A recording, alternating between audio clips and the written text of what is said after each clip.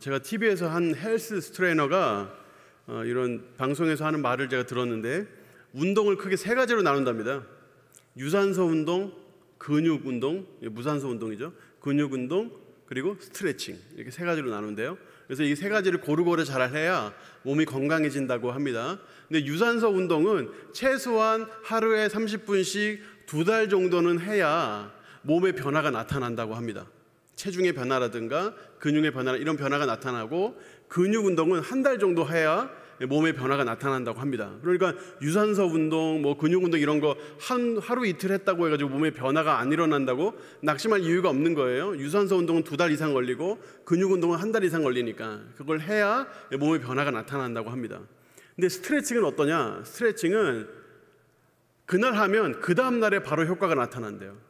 그래서 그만큼 늘릴 만큼 그 다음 날에 더 늘릴 수 있고 더 늘릴 수 있고, 그렇게 해서 효과가 나타난다고 합니다. 저는 그 이야기를 딱 들으면서 신앙도 그런데, 그런 생각이 바로 했어요. 그 얘기 들으면서 신앙도 그런데, 신앙도 어떤 것은 시간이 오래 걸리고 또 어떤 것은 금방 효과가 나타나기도 합니다. 예를 들어서 제자 훈련을 받는다 그러면 최소한 1년이 걸립니다. 1년 동안에 별의별 생각이 다 들죠. 하다가 그만둘까? 이게 나한테 정말 도움이 되는 거 맞나?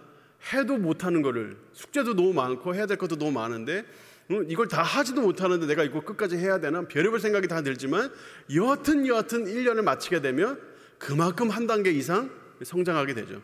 이게 제자 훈련의 특징입니다. 그래서 뭔가 훈련을 받거나 제자 훈련을 받는다 했을 때에는 시작하면 끝까지 하는 게 중요하고, 끝까지 하면 그만큼 성장하게 되는 거죠.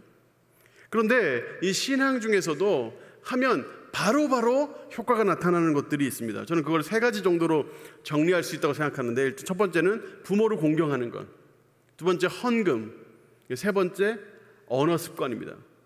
이것은 바로바로요, 내가 실행하는 만큼, 순종하는 만큼 바로바로 체감되도록 효과가 나타나는데, 일단 부모 공경 같은 경우에는 성경에 여러 번 분명히 하나님께서 부모를 공경하는 자들 장수하게 하고 이 땅에서 복을 누린다 말씀하셨거든요. 그래서 부모를 잘 공경하는 것은 현세에서 바로바로 느낄 수 있는 복을 체험하도록 해주십니다. 두 번째로 헌금인데, 헌금은 내가 하나님 앞에 드리면 드릴수록 하나님께서 그 창고를 넘치도록 채워주지 않으시나 보라 말씀하셨죠. 그래서 이 헌금은 하나님 앞에 드리는 만큼 또 하나님께서 베풀어 주시는 그런 아주 실질적인 축복의 도구이고, 또 하나님과 우리 사이의 물질적인 관계를 여는 그런 방법입니다. 세 번째는 언어 사용인데, 주님께서는 인간의 말에 굉장한 힘을 주셨습니다. 그래서 이 언어라는 게 얼마나 중요한지 오늘 말씀드릴 건데, 이 언어를 잘 쓰므로 해가지고 안 되는 것도 되게 하고 다쳤던 마음도 열리고 천냥빚을 갚는 거예요. 말 한마디로 천냥빚을 갚는다. 이거는 동서고금을 막론하고 모든 나라에서 지식인들이 다 말하는 것이고 지혜자들이 다 주장해 왔던 것이죠. 주님은 인간의 말로 그 열매를 따먹는다고 말했습니다. 그러니까 이 말의 열매로 사람이 살아간다라고 했는데, 이 말이 굉장히 중요합니다. 그래서 오늘 이 말에 대한 말씀, 말한 대로 이루어진다, 이 말씀 오늘 함께 나누고, 우리 다음 주에도 한번 말에 대해서 조금 더 나누려고 합니다. 오늘 시각장애인이 국어를 하고 있는데, 그 거지 앞에는 이렇게 써 있었습니다. 나는 장님입니다. 제발 도와주세요. I'm blind. Please help me. 이렇게 써 있었어요. 이 글을 본 사람들이 동전 한두 입을 떨어뜨리고 이제 지나가곤 했는데, 어떤 이제 블라인드, 눈에 안 보이니까, 장님이시니까 눈에 안 보이잖아요. 그런데 어느 사람이 앞에 선 게 느껴지는 거예요. 근데 그 앞에 선 사람이 이제 향수 냄새나 이걸 느껴보니까 여자예요. 서 있는데 동전 몇 입이라 줄까 했는데 가만히 서서 그냥 보고만 있는 겁니다. 그러다가 그 팻말을 끄집어서 뒤로 딱 돌리더니 팻말에다가 뭐라고 쓱쓱 쓰는 거예요. 그리고 그 뒤집혀진 팻말, 새롭게 쓴 팻말을 앞에 두고 그냥 간 거예요. 자기는 동전 한 입도 안 놓고 그냥 갔는데, 그러고 나서 지나가는 사람들이 동전을 넣었는데 주워 담기 바쁠 정도로 엄청난 동전을 막 쏟아붓더라는 겁니다.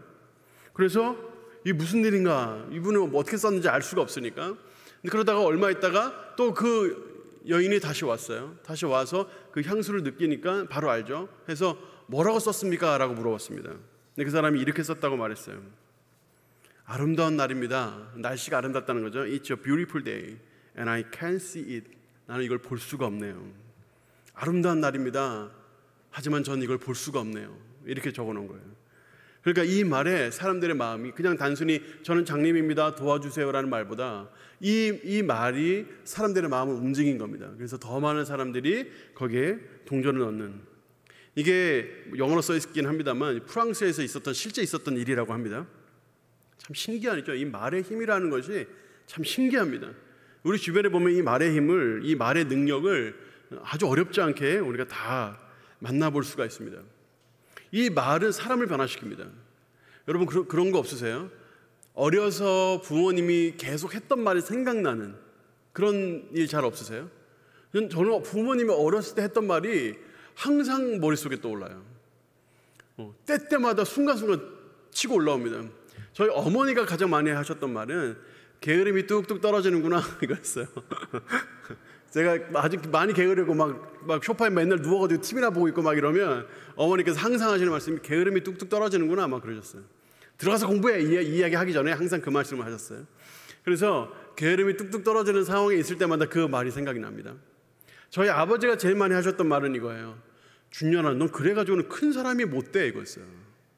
넌 큰 사람이 돼야지, 큰 일을 하는 사람이 돼야지, 이런 말씀이었어요.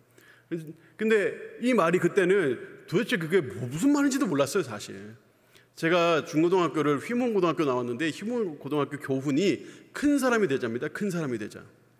큰 사람이 되자가 뭐예요? 무슨 말이에요 여러분? 저는 무슨 키 큰 사람이 되라는 건가 무슨 말인지 모르겠어가지고 너무 구체적이지 않잖아요. 우리 아버지도 맨날 큰 사람이 돼야지, 큰 일을 하는 사람이 돼야지 맨날 그러셨거든요. 근데 이게 마음속에 남아있는 거예요. 어느 순간에 적당히 이렇게 살 수도 있고 뭐 대충 할 수도 있고 한데 제 마음속 어느 곳인가 그 말이 꽉 박혀 있어가지고 내가 이래가지고는 안 되는데, 이래가지고는 내가 큰일을 못하는데, 이런 생각을 나도 모르게 어느 순간 하고 있다는 사실을 깨닫는 겁니다. 제 안에 하나의 소망으로 남아있다는 것을 알게 됐어요. 기왕 사는 거 하나님께 크게 쓰임받고 가자, 이런 마음이 마음속에 담겨 있다는 것을 때때로 깨닫습니다. 에디슨과 같은 사람도 이 말의 힘에 굉장한 변화를 받은 사람인데 학교에서 전응아 취급을 받았죠. 뭐 그럴 수밖에요. 뭐 집에서도 뭐 계란이나 이런 거 가져다가 품어서 뭐 부화시키겠다고 이랬던 아이니까 뭐 글쎄요, 그냥 우리는 뭐 위인전에서 호기심이 많은 아이 이렇게 봤지만 사실 그때 당시 사람들이나 친구들이나 또는 선생님이 봤을 때는 너무 좀 특이한 아이죠.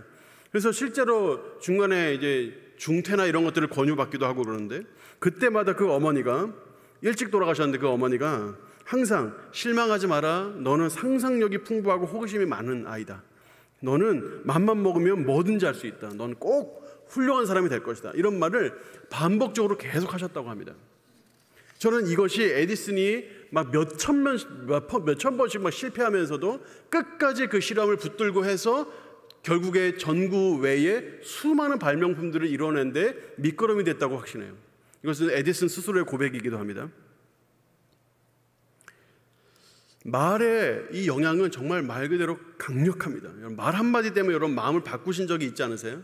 말 한마디 때문에 희망이 생긴 적이 없으세요? 말 한마디 때문에 꿈을 꾼 적이 없으세요? 말 한마디 때문에 행복해지신 적이 없으세요? 말 한마디 때문에 슬퍼지신 적은요? 말 한마디 때문에 관계가 깨졌던 적은요? 말 한마디 때문에 꿈을 접은 적은요? 말 한마디 때문에 죽고 싶은 경우도 있습니다. 이 말 한마디가 이 모든 것을 가능하게 합니다. 이 말이라는 것이 얼마나 큰 능력이 있는지 뭐 말할 수가 없을 정도입니다. 한참 정치 활동을 왕성하게 했던 루즈벨트 대통령, 그가 39세 때 갑자기 소아 마비에 걸려서 보행이 곤란해져서 다리에 쇠붙이를 고정시킨 채 휠체어를 타고 다녔는데 글쎄요, 아마 이분이 지금 현대의 이런 이 카메라나 이런 것들이 발달된 그런 시대에 태어났다면 글쎄 대통령이 될 수 있었을까요? 근데 그가 이와 같은 이 휠체어를 타고 다녀야 되는 장애인 신세가 된 이후에 그는 굉장히 낙담했다고 했습니다. 절망에 빠지고 굉장히 힘들었다고 했는데 그때 그의 아내 헬레나 여사가 비가 그치고 맑게 개인 어느 날 남편을 휠체어를 밀면서 정원을 산책하면서 이렇게 말했다고 합니다. 비가 온 뒤에는 비가 온 뒤에는 반드시 이렇게 맑은 날이 옵니다. 당신도 마찬가지예요. 뜻하지 않은 병으로 다리가 불편해졌지만 그렇다고 당신 자신에게 달라지는 건 하나도 없어요. 우리 조금만 더 힘을 냅시다 하는 이런 말들이 이 루즈벨트 대통령을 힘나게 했다는 겁니다. 그러면서 루즈벨트가 이렇게 물었다고 합니다. 나는 영원한 불구자인데 그래도 나를 사랑해 주겠소? 라고 물었고, 그래서 그 아내는 내가 지금까지 당신의 두 다리만 보고 사랑했는 줄 아느냐 라고 말하면서 그가 루즈벨트 대통령이 되도록 당선되도록 이끌었고, 그는 가장 어려운 시기에 대통령이 되었죠. 경제 공황 시대에 대통령이 되어서 뉴딜 정책이라는 것으로 극복해서 또 제2차 세계대전도 승리로 이끄는 위대한 대통령이 되었습니다. 오래전에 이탈리아 나폴리에 한 공장이 있었는데 거기에 이 성악가를 꿈꾸는 한 소년이 있었습니다. 어려운 생활 중에 겨우겨우 레슨을 받아가면서 꿈을 키우고 있었는데 그때 그 꿈을 키우고 있던 그 교사가 아주 냉혹하게 이런 말을 했어요. 너는 성악가로서 자질이 없어. 마치 내 목소리는 바람소리 같다. 그러니까 포기해라 꿈을, 이렇게 말했다고 해요. 그래서 그 소년이 아주 큰 좌절에 빠져서 자신의 꿈을 버리려고 할 때 그때 그 소년의 어머니가 실망하는 그 아이들을 꼭 안으면서 이렇게 말했다고 합니다. 아들아, 너는 할 수 있어. 실망하지 마. 내가 훌륭한 성악가가 될 수 있도록 이 엄마는 어떤 희생도 아끼지 않고 너를 위해 쏟아붓겠다. 그렇게 말했고 그 소년은 그 어머니의 격려를 받으면서 세계적인 성악가가 됐습니다. 잉리코 카루소라는 위대한 성악가가 됐죠. 이 따뜻한 말 한마디에 변합니다. 하나만 더 얘기할게요. 옛날에 박만득이라는 백정이 살았대요. 박만득이라는 백정. 그 백정이 어느 날 한 양반이 와가지고 야 만득아 고기 한 근 좀 내봐라 이렇게 말했다고 해요. 그래서 고기 한 근을 내주었습니다. 근데 그 다음에 바로 뒤이어서 다른 양반이 와서 이렇게 물었대요. 어이 박서방 고기 한 근 좀 주게 했더니 고기 한 근을 내주었다 그래요. 그런데 누가 봐도 그 한 근이 너무 큰 차이가 나는 겁니다. 앞에 양반에게는 그 고기가 너무 작고 그 다음 양반에게는 누가 봐도 더 큰, 야 똑같은 한 근인데 뭐 이렇게 다르냐라고 물으니까 그 박만득 씨가 이렇게 말했다고 합니다. 손님 것은 만득이가 떼서 그런 것이고 이 손님 것은 박서방이 떼서 그런 겁니다. 이 말 한마디라는 것, 여러분 그 말 한마디 잘해가지고 1,000원 더 깎고 2,000원 더 깎고 그죠? 말 한마디 잘해서 안 될 게 되고 이런 일들이 얼마나 많습니까? 이 말입니다. 말. 어떤 말은 안 될 것도 되게 만드는데 어떤 말은 마음의 비수가 되어 꽂힙니다. 이 말이라는 게 얼마나 힘이 있는지 아마 여러분들 여러분의 삶 속에서 아마 여러 번 느꼈을 것입니다. 성경적으로 보면 이 말은 단순히 그냥 말이 중요하다 정도로 끝나지가 않습니다. 이 말은 생명입니다. 생명. 이 말에는 신적 능력이 있다고 성경은 말씀합니다. 여러분 오늘 말씀 보십시오. 3절과 4절 보시면 이 말 말고 타는 말이 나옵니다. 이 타는 말을 제갈로 제어를 한다고 말하고 배를 키로 제어한다고 말합니다. 3절 보십시오. 우리가 말들의 입에 제갈 물리는 것은 우리에게 순종하게 하려고 그 온몸을 제어하는 것이라. 또 4절에 또 배를 보라 그렇게 크고 광풍에 밀려가는 것들을 지극히 작은 키로서 사공의 뜻대로 운행하나니. 이게 꼭 말과 같다라는 것입니다.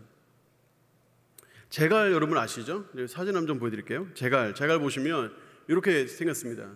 그래서 이 입에다가 이렇게 끼는 거죠. 이걸 제갈이라고 하는데 그 다음 사진 보시면 이런 식으로 끼게 되어 있습니다. 이런 식으로. 그래서 이렇게 양 사이로 이렇게 입 사이에 넣어가지고 이렇게 잡아당기게 되어 있어요. 이렇게 안에서 넣어서 잡아당기게 되어 있고 이렇게 잡아당겨서 뒤에서 줄로 매니까 이렇게 잡아당기면 일로 가고 이렇게 잡아당기면 일로 가는 겁니다. 말이. 그래서 저렇게 해가지고 입이 딱 벌려지도록 앞에 딱 제갈을 물려서 그 제갈로 저 말을 제어하는 거죠. 또 배도 마찬가지입니다. 배도 엄청 큰 배도 그 키가 이 키 말고 그 배를 움직이게 하는 그 키 있잖아요. 그 키가 절대 크지 않습니다. 사진 한번 보여주세요. 네, 저렇게 되어 있습니다.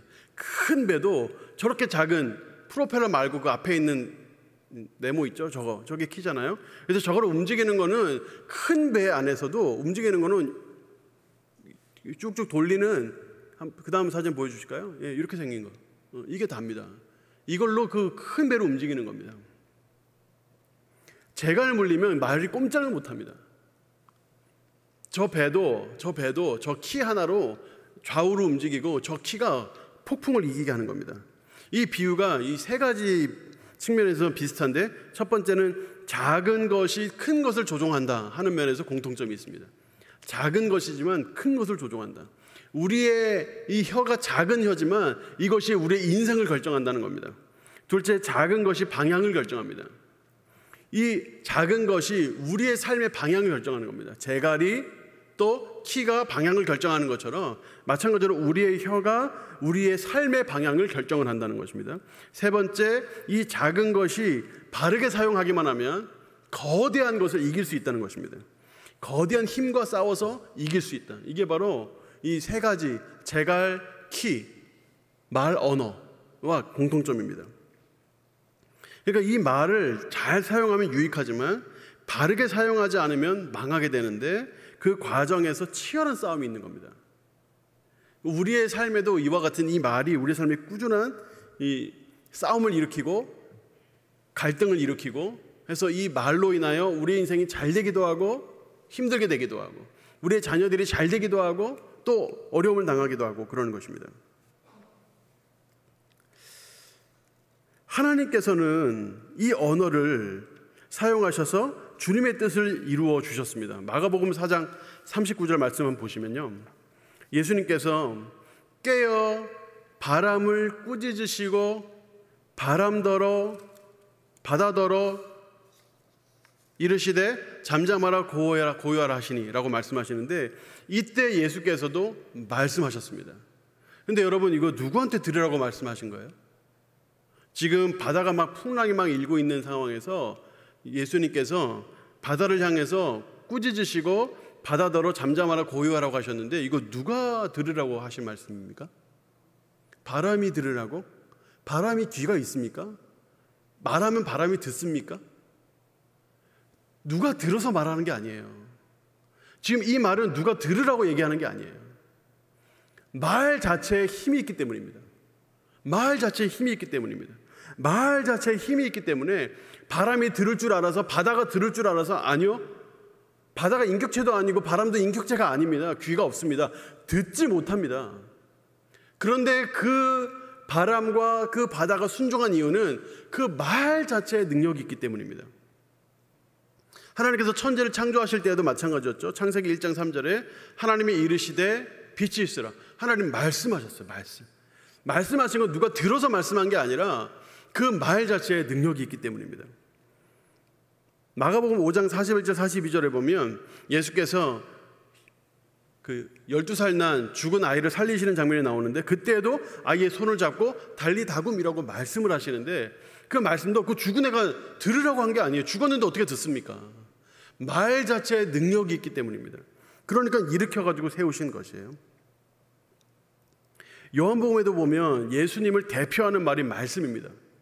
요한복음 1장 1절에 보면 태초에 말씀이 계시니라. 여러분, 이 말씀은 로고스, 진리라는 뜻도 있지만 그 진리가 말로 표현된다는 의미에서 또 말이기도 합니다. 그러니까 이 말씀이 하나님과 함께 계셨으니 이 말씀이 곧 하나님이시다. 하나님을 한 단어로 표현한다 그러면 말씀, 로고스, 진리. 그러니까 이것이 바로 말의 능력입니다. 그러니까 이 말에는 신적인 능력이 있습니다. 마가복음 11장 23절 말씀도 보십시오.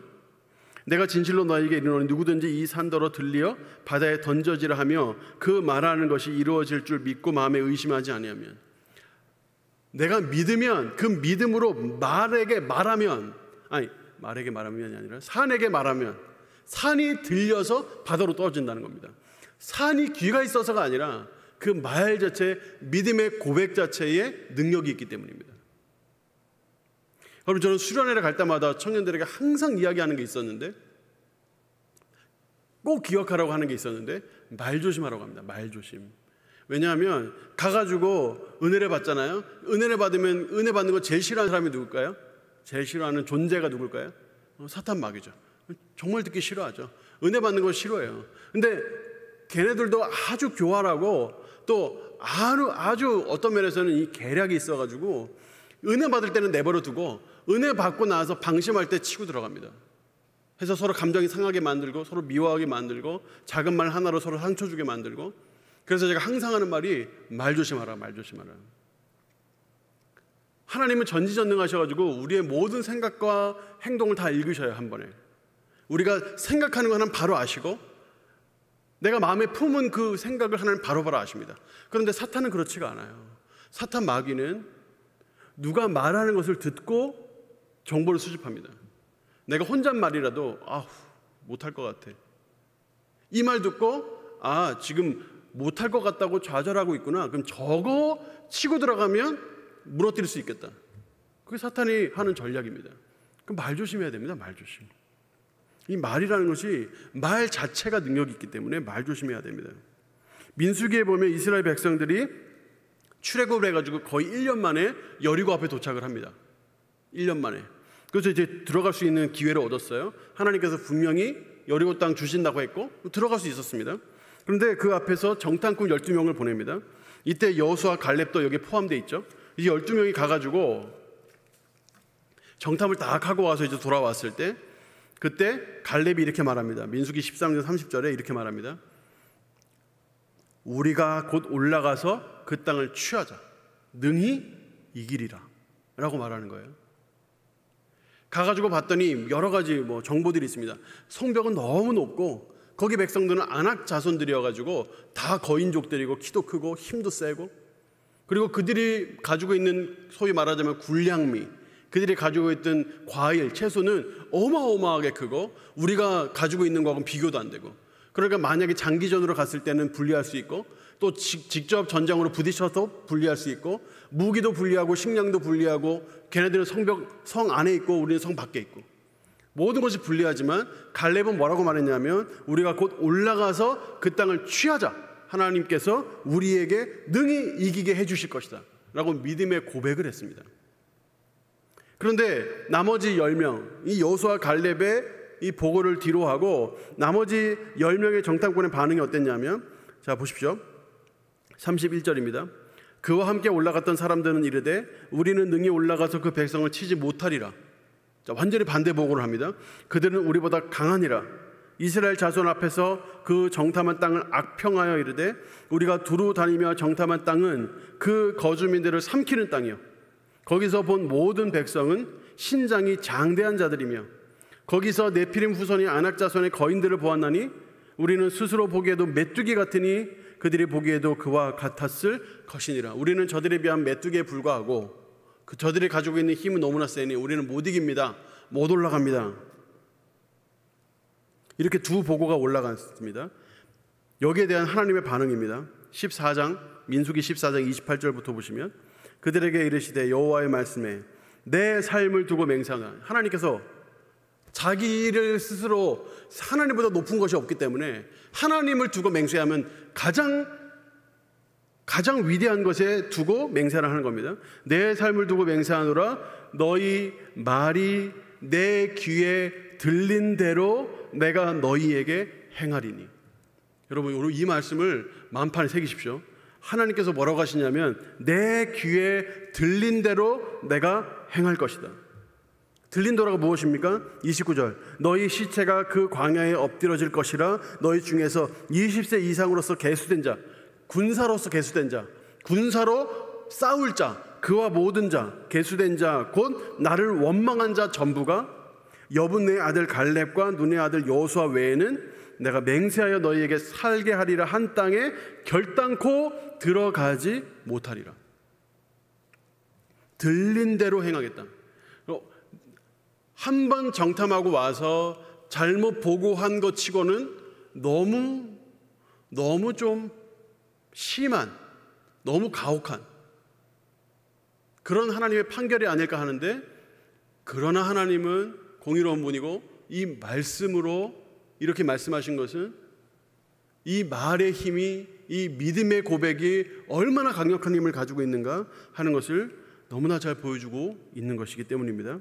마태복음 15장 18절 말씀, 입에서 나오는 것들은 마음에서 나오나니 이것이야말로 사람을 더럽게 하느니라. 우리가 어떤 말을 하면 이것은 마음에서 나온다는 겁니다. 마음에서. 그러니까 이것이 사람을 더럽힌다는 겁니다. 이것이 말입니다. 야고보서 3장 6절, 혀는 곧 불이요 불의의 세계라. 여러분, 이 앞에 5절 말씀을 기억하시죠? 이 불이, 작은 불이 얼마나 많은 나무를 태우는가. 그게 바로 말이다. 그게 바로 말. 작은 불에 불과하지만 이 말이 온 동네를 다 태우는 것처럼 바로 이 입에서 나오는 이 말이 바로 이게 불이다. 불. 그리고 이 불이 곧 불의의 세계다. 불의의 세계. 혀는 우리의 지체 중에서 온몸을 더럽히고 삶의 수레바퀴. 삶의 수레바퀴라는 말은 삶 전체, 우리의 삶 전체를, 우리의 삶의 일부, 우리의 삶의 부분이 아니라 삶 전체를 불사르나니 그 사르는 것이 지옥 불에서 나느니라. 지옥 불에서 난다는 뜻은 꺼뜨리지 못하는 불이라는 뜻입니다. 이 말의 이 혀의 말이 이렇게 우리의 삶에 영향을 미친다는 것입니다. 그러니 우리는 이 말에 대해서 긴장해야 할 필요가 있어요. 이 말의 능력을 지혜롭게 사용할 줄 알 필요가 있어요. 작은 한마디라도 선한 말, 좋은 말, 꼭 필요한 말, 덕이 되는 말을 하면 그 말씀이 이루어집니다. 그런데 그냥 하는 말도 그 말을 제대로 사용하지는 않는 거예요. 허투루 막 내뱉는 겁니다. 허투루. 어떤 분은 기지개 한번 키면서도 죽겠다를 4번 정도로 반복을 해요. 죽겠다. 기지개를 키면서도. 지나가는 말 한마디지만 이 말 한마디가 능력이 있고 땅에 떨어지지 않는다는 사실을 우리가 알면 이 말 한마디로도 주의하는 거죠. 그래서 우리는 우리의 이 말을 통제할 필요가 있습니다. 첫 번째, 입술에 파수꾼을 세울 필요가 있습니다. 이 말은 영적인 싸움터고, 그래서 우리는 이 재갈 물려서 말의 야성과 싸우고 키를 세워서 바다의 그 야성과 싸울 필요가 있습니다. 우리가 우리의 입에 파수꾼을 세우는 것이 필요합니다. 잠언 18장 21절 말씀 같이 한번 읽어볼까요? 시작. 죽고 사는 것이 혀의 힘에 달렸나니 혀를 쓰기 좋아하는 자는 혀의 열매를 먹으리라. 혀의 열매를 먹는다 하는 이 말씀에 여러분 주목하시길 바랍니다. 이 혀의 열매, 이 내가 말하는 것으로 내가 다시 먹게 된다 하는 거예요. 여러분, 로마서 1장에 보면 수많은 죄들, 살인, 간음부터 해가지고 수많은 죄들이 나열되는데 거기에 끼어있는 게 수근수근하는 겁니다. 수근수근하는 것도 살인이나 간음이나 똑같은 죄라는 거예요. 교만한 것만 넣은 게 아니라 자랑하는 것이 들어가 있어요. 자랑도 말로 하는 거거든요. 그러니까 어떻게 말하느냐, 이 말하는 것이 얼마나 중요한지 성경은 반복해서 말하고 있습니다. 여러분, 특별히 여러분 자신에 대해서 말할 때 주의하십시오. 여러분 자신에 대해서 말할 때, 남에 대해서 말하는 것은 누군가가 이해해 줄 수 있어요. 그런데 나 스스로에게 말할 때는 아무도 걸러줄 사람이 없어요. 나만 들어요. 나만 알고 있어요. 여러분 자신에 대해서 평소에 어떻게 말하고 어떻게 여러분이 여러분 스스로를 판단하고 평가하는지를 한번 생각해 보십시오. 그게 곧 여러분입니다. 그러니까 여러분들이 믿음의 말로 꾸준히 여러분 자신을 위로하고 여러분 자신에게 힘을 주면 그 말이 현실이 되는 것입니다. 두 번째 우리가 기억해야 될 것은 이 말을 다른 사람에게 옮기지 않는 겁니다. 우리 3장 5절을 제가 아까도 말씀드렸지만 작은 불이 얼마나 많은 나무를 태우는가. 이 말이라는 것이 번지기 시작하면 끝도 없이 번져갑니다. 끝도 없이. 말을 자꾸 옮기면 안 돼요. 7절 8절도 보십시오. 여러 종류의 짐승과 새와 벌레와 바다의 생물은 다 사람이 길들일 수 있고 길들여 왔습니다. 그런데 혀는 어떤가요? 능히 길들일 사람이 없다. 능히. 누구도 이 혀를 길들일 사람이 없다. 쉬지 않는 악이고 죽이는 독이다. 여러분 이런 거 경험해 보셨죠? 나는 A라고 말했는데 이게 A-A-A 가더니 나중에는 B, C도 아니고 FG가 돼 있는 경우가 있어요. 완전 생뚱맞은 딴 이야기가 되어 있는 경우도 있습니다. 제가 미국에 있을 때 그 한인들만 사용하는 사이트가 있었어요. 거기에 보통 이렇게 집에서 쓰는 중고 물품이라든가 이런 것들을 올려서 서로 나누기도 하고 그렇게 합니다. 저도 그때 애들이 좀 크니까 애들이 쓰던 장난감이나 이런 것들, 근데 그런 장난감들을 미국에서는 구하기 쉽지 않은 것들이 많으니까 그런 것들을 이제 애들이 가지고 놀지 않으니까 그거를 그 사이트에 올렸습니다. 딱 올려가지고 필요한 분이 오셔서 드렸어요. 그러면서 길게 지나지도 않았어요. 딱 일주일 지났어요. 일주일 지났는데 어떤 분이 저희한테 와가지고 언제 이사 가세요? 이러는 거예요. 언제 이사 가세요? 우리 이사가 안 가는데요? 우리 이사 안 가는데요? 근데 우리에 대해서 소문이 났는데 그 집이 이제 곧 이사를 하고 구체적으로 어느 교회에 부목사 전임 목사가 되어서 글로 이동하신다더라 하는 소문이 돌았다는 거예요. 그게 일주일 됐습니다. 일주일. 그러니까 우리는 그냥 안 쓰던 물건을 올렸을 뿐인데 좀 많이 올려서 그런지 이사하시나? 그 다음 사람이 이사하신대. 어디로? 거기 어디 사역하시니까 굴러 가시겠지? 거기 부목사 되셨나? 이래가지고 그렇게 이야기가 돌아오더라고요. 깜짝 놀랐습니다. 제가 미국 갔을 때 사람들이 저한테 자꾸 돈을 빌리러 왔어요. 유학생들 다 힘들잖아요. 저도 힘들었거든요. 그래서 도대체 정말 왜 이분들이 나한테 돈을 빌리러 오지? 돈이 없는데. 그래서 돈이 없다고 말씀드리면 기분 나빠하시는 거예요. 이게 뭔가 했어요. 제가 2년 후에 아주 저랑 친한 목사님 통해서 알게 됐는데 저에 대한 소문이 제가 굉장히 부자라고 소문이 났대요. 부자처럼 생겨서 그러는지 아니면 저희가 이제 유학 가면서 우리 키우던 그때 강아지도 데리고 갔었는데 강아지를 데리고 가서 그런 건지. 강아지 데리고 가는데 돈 많이 안 들거든요. 근데 아마 집에 강아지가 있다는 거는 유학생인데 강아지를 데리고 왔다는 건 뭐야, 부의 상징이라고 여겨져서 그런지 모르겠는데 하여튼 그런 소문이 났대요. 그러니까 그래서 이해가 되더라고요. 이분들이 나한테 와서 돈을 빌린 게 이해가 되고 돈이 없다 그러면 기분 나쁜 게 이해가 되더라고요. 돈이 있으면서도 안 빌려준다고 생각을 했을 테니까. 그래서 제가 그랬어요. 그분한테 좀 아니라고 얘기 좀 해주지. 목사님 나보다 더 잘 알잖아. 나 힘든 거. 이렇게 제가 얘기했더니 그 목사님이 이렇게 얘기하더라고요. 나도 정확히 모르는데 이렇게 얘기를 하더라고요. 이 사람의 말이라는 게 그렇습니다. 잘 정확히 알지도 못하고 그냥 이야기를 하기 시작하면 그 사람은 이상한 사람이 돼 있을 수도 있고 아주 나쁜 사람이 돼 있을 수도 있습니다. 이거 정말 주의해야 합니다. 특별히 교회에서 주의해야 합니다. 말을 옮기는 거는 절대 좋지 못해요. 이 말은 곱비 풀린 망아지 같아서 아무도 제어할 수가 없습니다. 지 멋대로 길들일 사람이 없기 때문에 풀어놓으면 지 멋대로 갑니다. 그러니까 말을 주의해서 하지 않는 것이 더 지혜로울 수도 있습니다. 제가 이 말에 대해서 말씀을 드리면서 저는 사역자이기 때문에 말에 상처 입은 사람들을 생각하게 됩니다. 말에 상처 입은 분들이 많아요. 대체로 어떤 사람이 상처를 줄까요? 대체로 물론 정말 그냥 아무 말이나 막 해서 상처를 주시는 분도 물론 있을 수 있겠지만 말을 많이 해야 하는 위치에 있는 사람이 상처 주는 경우가 많습니다. 오늘 3장 1절에 보니까 내 형제들아 너희는 선생된 우리가 더 큰 심판을 받을 줄 알고 선생이 많이 되지 말라. 선생 되지 마라. 왜냐하면 선생이 되면 말을 많이 해야 되거든요.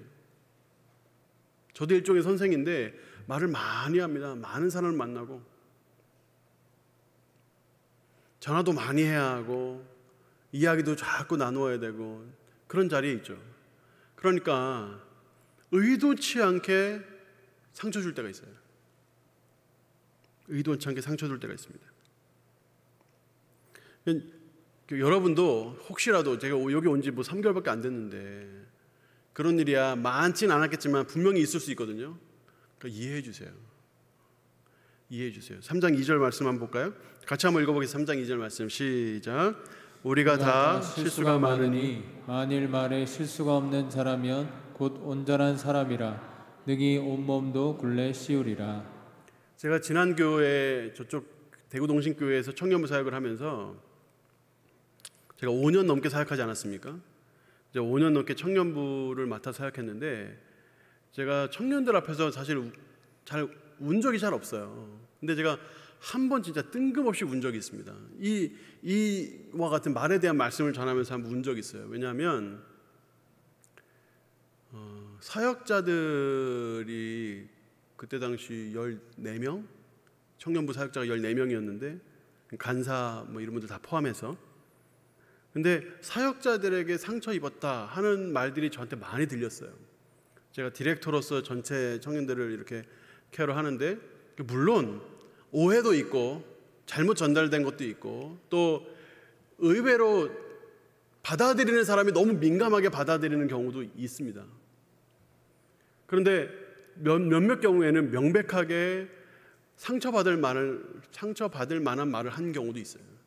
그게 너무 미안하더라고요. 거기에 나 자신도 자유롭지 못하다는 걸 너무 잘 알기 때문에 이 순간에 이 말씀, 선생이 되지 마라, 말의 실수가 없는 자라면 곧 온전한 사람이다, 다 실수가 많다, 이 말을 전하면서도 너무 미안하더라고요, 청년들한테. 그래서 그때 제가 진짜 펑펑 운 적이 있어요. 펑펑. 그거 청년들은 그냥 안 넘어갑니다. 계속 가지고 놀립니다. 지금도 연락하면 계속 놀립니다. 그때 제가 막 눈물이 주체간다니까 빨리 반주 주세요 했는데 그 단어까지 다 해가지고 맨날 따라합니다. 완전하지 않습니다. 여러분, 세상에는 완전한 사람이 없습니다. 아무리 존경받는 리더라도 완전한 사람은 없습니다. 그러니까 말에 상처를 입었다고 해서 그 사람하고 원수되면 세상 정말 많은 사람들과 원수되어야 됩니다. 세상에는 실수가 많아요. 누구나 다 그렇습니다. 오늘 말씀을 보면 말에 실수가 없는 자는 온전한 사람이라잖아요. 세상에 온전한 사람이 어디 있습니까? 누구나 다 말에 실수합니다. 우리가 이해하고 넘어가는 거예요. 마음에 품고 넘어가는 거예요. 나도 그럴 수 있으니까 나도 그럴 수 있으니까, 나도 그런 실수할 수 있으니까 넘어가는 겁니다. 그렇게 사랑하고 품어주고 넘어가는 겁니다. 누가 상처 주었다고 해가지고 그것으로 그 사람을 그냥 판단해버리고 끝내버리고 그걸로 그냥 관계를 끝내버리면 그거는 하나님께서 기뻐하시는 게 아니에요. 하나님은 말에 대해 주의하라고 말씀하시면서도 동시에 누구나 다 실수할 수 있다, 누구나 다, 이 말씀을 같이 하고 계신 것입니다. 우리는 이때 요한일서 1장 9절 말씀 항상 떠올릴 필요가 있습니다. 만일 우리가 우리의 죄를 주님께 자백하면 우리 주님은 신실한 분이셔서 또 의로운 분이시고 신실한 분이시라고 너희가 잘못했으니까 너희 벌을 받으라, 그렇게 말하지 않는다는 거죠. 우리 주님은 지금 정말 신실하시고 정말 의로운 분이시기 때문에 우리가 주님께 고백을 하면 주님은 우리 죄를 사하시고 우리를 모든 불의에서 깨끗하게 하시는 분이십니다. 우리가 그런 분에게 우리의 죄를 고백하고 우리 하나님 앞에 우리 자신의 삶을 드리면 우리 주님은 우리의 언어의 실수들을 많이 줄여주실 수 있겠죠. 우리가 말을 100% 제어할 수 있다, 그렇게 말할 수는 없습니다. 하지만 이 언어의 실수를 줄일 수 있습니다. 우리가 이 말씀을 마음속에 기억하고 한 말씀 생각하고 삶에 실천하면 실수를 줄일 수 있습니다. 그럼 선한 말을 할 수 있고 그 선한 말은 결국 풍성한 열매가 돼서 우리에게로 돌아옵니다. 하나님은 우리가 말한 대로 행하시는 분이에요. 여러분 자신에 대해서 말을 주의하세요. 여러분 가족들에 대해서 말을 주의하세요. 말을 너무 편하게 하지 마세요. 절대 좋은 거 아니에요. 가족들에게도 말을 편하게 못하면 어떻게 합니까? 그렇게 하지 마시고 가족들에게 말을 편하게 하셔요. 좋은 말을 편하게 하세요. 좋은 말을. 가족들이라고 말을 함부로 하면 안 돼요. 동생이라고 말을 함부로 하면 안 돼요. 동생 있는 분들 있어요? 동생이라고 말을 함부로 하면 안 돼요. 아빠 엄마라고 말을 함부로 하면 안 돼요. 말하는 것이 이루어진다고 생각하면 절대 함부로 못하죠. 절대. 하나님 그 말을 들어 행동하시니까, 그 말을 듣고 하나님 행하시니까. 우리 민수기 14장 28절 말씀을 우리 꼭 기억하십시다. 여호와의 말씀에 내 삶을 두고 맹세하노라. 너희 말이 내 귀에 들린 대로 내가 너희에게 행하리니. 하나님은 우리의 말을 들어 행하시는 분이세요. 이 말은 우리에게 엄청난 소망이 됩니다. 우리가 믿음의 고백을 꾸준히 하고 믿음의 말을 꾸준히 내뱉으면 하나님은 그 말씀이 현실이 되게 해주실 줄 믿습니다. 풍성한 열매를 주실 줄 믿습니다. 이와 같은 놀라운 복이 여러분 개인과 가정과 여러분 자녀들 또 우리 성명교회에 풍성하게 나타나게 되기를 예수님 이름으로 축복합니다. 우리 함께 찬양하겠습니다.